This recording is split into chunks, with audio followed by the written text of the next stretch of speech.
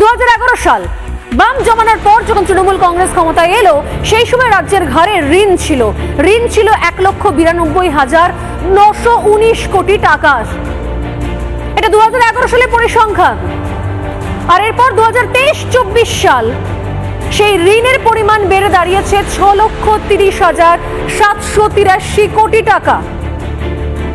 আর last শেষ যে অর্থবর্ষ, সেই অর্থবর্ষ অনুযায়ী এই টাকার পরিমাণটা যেখানে দাঁড়াচ্ছে, অর্থাৎ 2024-25 যদি মার্চ মাস পর্যন্ত ধরি, তাহলে সেই টাকার পরিমাণ হয়ে দাঁড়াচ্ছে, ঋণের পরিমাণ হয়ে দাঁড়াচ্ছে 6,93,231 কোটি। মাত্র 12 বছরে ঋণ প্রায় 5 লক্ষ কোটি টাকা বেড়ে গিয়েছে। এবং এই মুহূর্তে মাথা পিছু দেনা, অর্থাৎ এখানে একটি শিশু জন্মালেও সে মাথায় 69,000 টাকার দেনা নিয়ে জন্মাচ্ছে। এটা এই অবস্থার মধ্যে রয়েছি আমরা। এই অবস্থার কথা কি সরকারের থেকে শুনিনি? কখনো শুনেছি তো?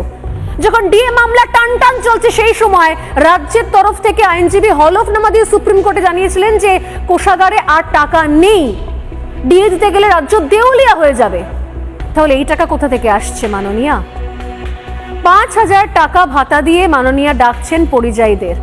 5,000-এ মাস চলে?